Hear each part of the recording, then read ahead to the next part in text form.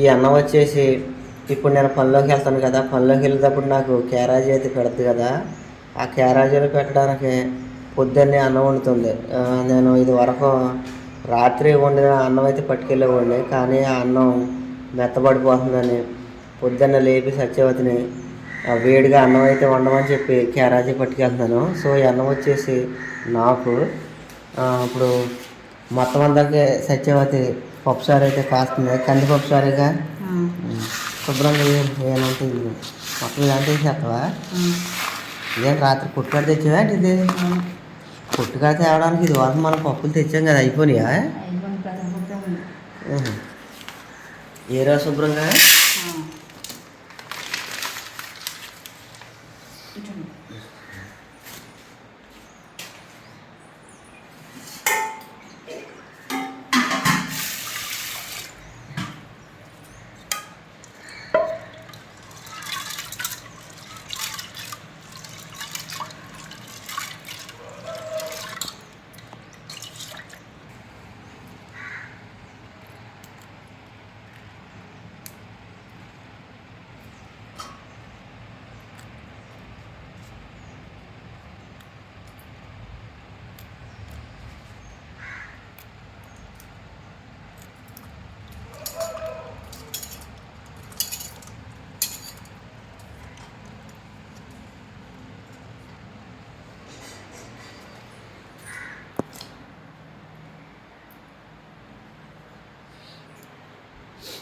రాత్రి నుంచి మాకు ఇక్కడ వర్షం అయితే పడుతుంది. మరి మీ ఏరియాలో ఎలాగుందో నాకైతే తెలియదు, కానీ మాకు ఇక్కడ రాత్రి 1 గంట నుంచి వర్షం అయితే పడుతుంది. చూడండి, మొబ్బట్టేసింది. అసలు రాత్రి నుంచి ఎడతెరిపి లేకుండా కురుస్తూనే ఉంది. ఇదిగోండి, కుండీల్లోకి నీళ్ళు చూడండి.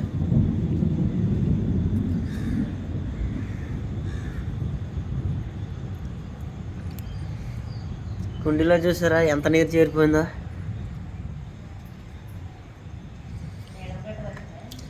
పర్లే, నీడకు పెడతామంటే వానలో తడిసిన మొక్కలే బాగుంటాయి, అందుకనే నేను ఇలా పెట్టాను. నీకు ఈ రెండు మళ్ళీ ఇప్పుడంతా దెబ్బ అవుతాయి అని రాత్రి నీళ్ళలో పెట్టాను. ఇది నేను అది ఈ తడవాలి, తడితేనే బాగుంటాయి మొక్కలు. మళ్ళీ దీంట్లో పెద్ద స్టాక్ లేవు నీళ్ళు, అవి మట్టికి బాగా స్టాక్ ఉంది.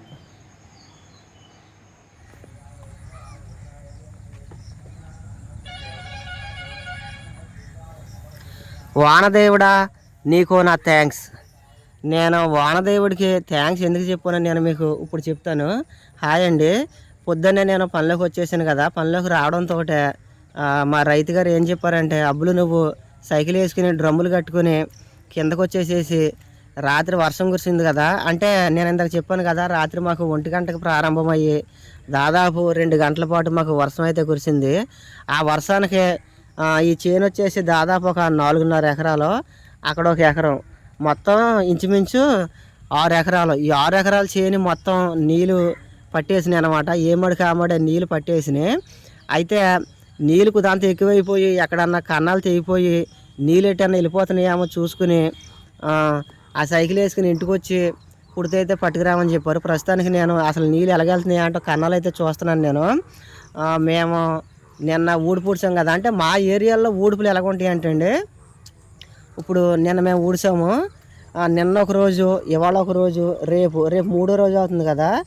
మేము ఊడ్చిన 3వ రోజుకి ఈ మోన అయితే బతకడానికి మోనతాడు పెడతాం. ఏది 3వ రోజున, ఇది వచ్చేసి మోన. ఈ మోన బ్రతకడానికి 3వ రోజున మేము తడైతే పెడతాము, దాన్నే మోనతాడు అంటారు. రేపు పొద్దున్నకే 3వ రోజు అవుతుంది కాబట్టి మేము రేపు పొద్దున్న నీళ్ళైతే మలేద్దాం అనుకున్నాము. కానీ ఇంతలోనే వర్షం కురిసి మాకు దాదాపు ఈ 6 ఎకరాల చేను మాకు నీళ్ళైతే పట్టేసినాయి. చూస్తున్నారు కదా మీరు, ప్రతి మళ్ళీను చెరువుని తలపించేలాగా నీళ్ళైతే ఉన్నాయన్నమాట.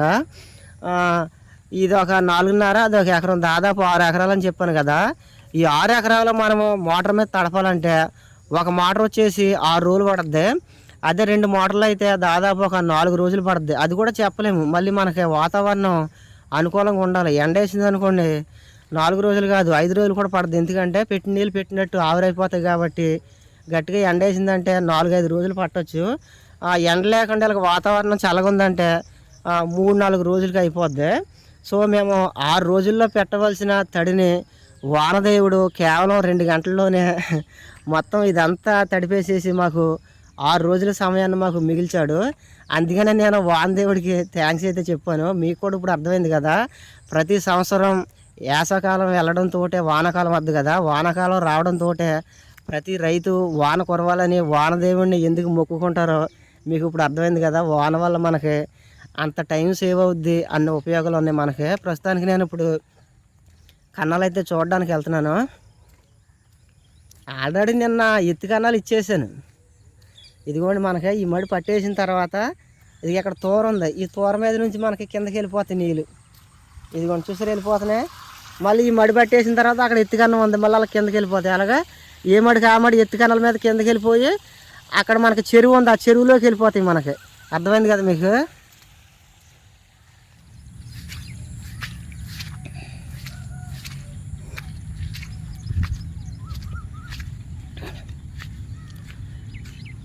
అది వచ్చేసి సో ఆ కాపాడే పేట వచ్చేసి మాలపేట అంటారండి. ఇక్కడ నేను చెరువు అయితే ఉందని చెప్పాను కదా, దాన్ని మాల చెరువు అంటారు. మనకి వాన కురిసినప్పుడు ఈ బాడవల మీద ఎక్కువైపోయి నీళ్ళన్నీ వెళ్ళిపోయి ఆ చెరువులో స్టాక్ ఉంటాయి. ఆ చెరువుకి ఆయకట్టు ఉంది, ఆ చెరువు మీద కింద బాడవ ఉంది. మనకి చెరువులో నీళ్ళు ఉన్నప్పుడు అలా మనకి తీసుకుని కింద బాడవ అయితే పండించుకుంటారు. మళ్ళీ మనకి వర్షాలు గట్టిగా కురిసి ఆ చెరువు పొంగింది అనుకోండి, మళ్ళీ ఆ చెరువులో నీళ్ళు ఈ బాడవల మీద నీళ్ళు కిందకి వెళ్ళిపోతాయి కదా.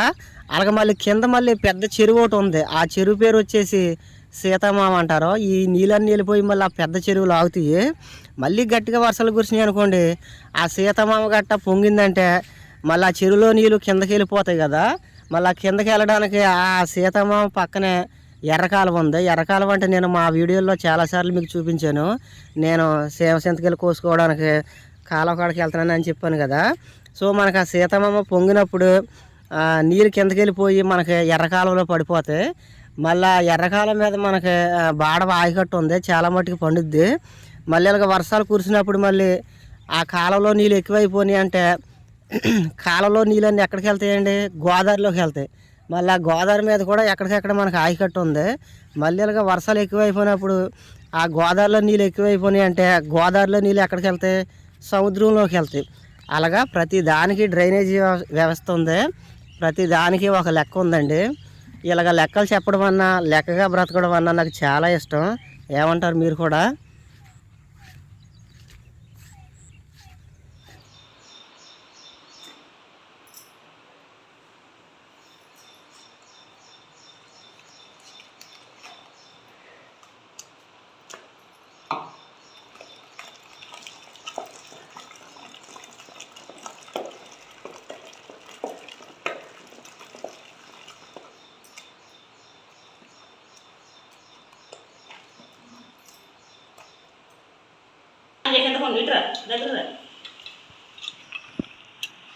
అంత క్లోజ్లోకా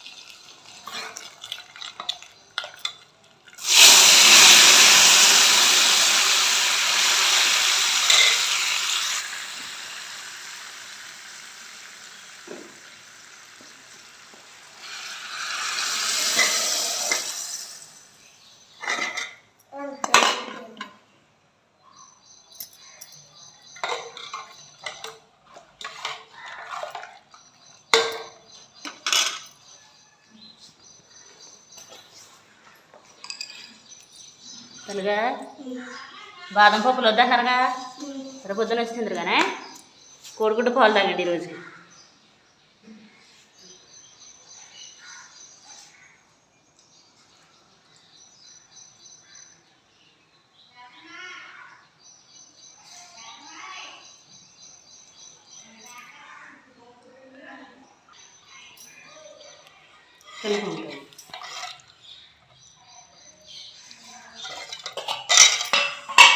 ఆవకాయనా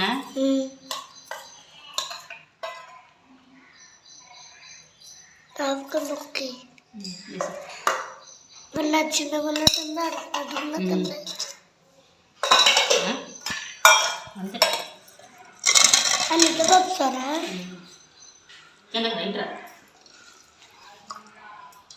అమ్మ కవర్లెట్టు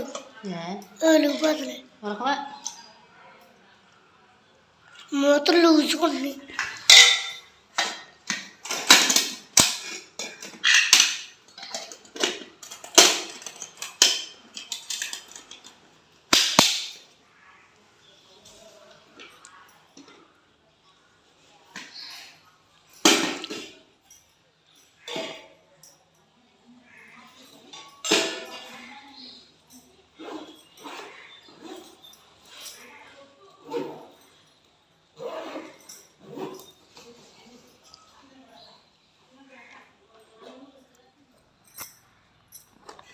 తెలుగా తమ్ముడేడి మ్యాజిక్ వచ్చేసింది.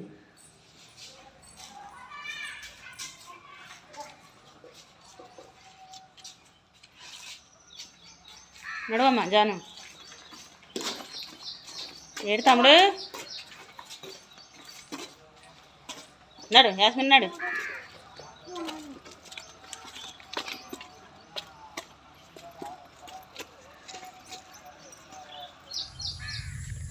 నేను కన్నాల గట్ట చూసి రైతుల ఇంటికి వెళ్ళి కుర్తు పట్టుకుని ఇంటికాడ టిఫిన్ చేసి టీ తాగి పొలం అయితే వచ్చాను. నేను ఈ కుర్తు డ్రమ్ములు కింద పెట్టేసిన తర్వాత మోటార్లో ఆటో స్టార్టర్లో కట్టేయాలి. ఎందుకంటే మొత్తం మళ్ళన్నీ పట్టేసిన వాతావరణం కూడా చల్లగా ఉంది కదా, ప్రతి మళ్ళలోనూ నీళ్ళే ఉన్నాయి కాబట్టి ఇంకా మనకు ప్రస్తుతానికి ఇప్పుడు మోటార్లతోటి మనకు పని లేదు. నేను ఇప్పుడు వెళ్ళిపోయి ఆటో స్టార్టర్లు కట్టేస్తాను. 2 మోటార్లు ఆటో స్టార్టర్లు కట్టేస్తాను.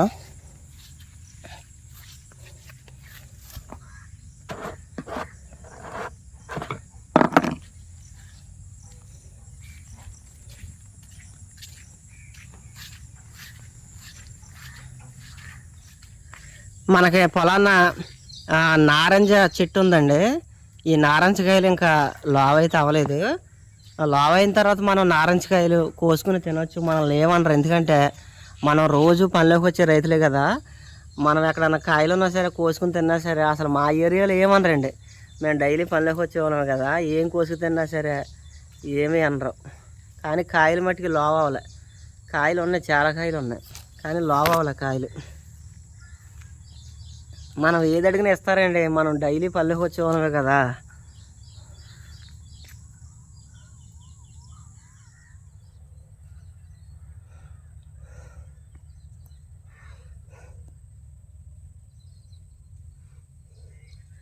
గేదెలకి ఆవులకి జాడు ఒక అరగంట క్రితం కొయ్యడం మొదలుపెట్టాను.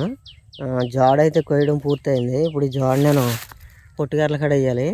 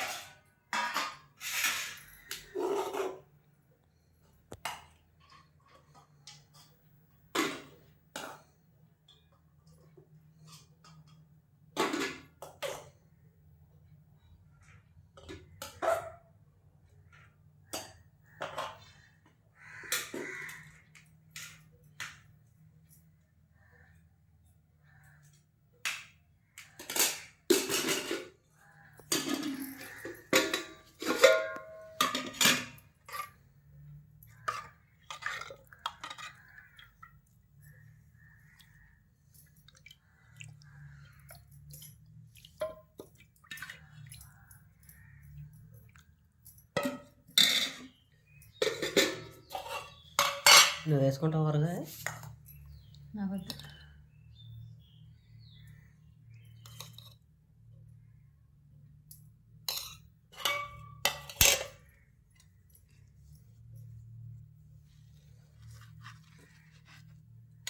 వేడి వేడిగా ఉంది అబ్బాయి కట్ అవ్వాలి.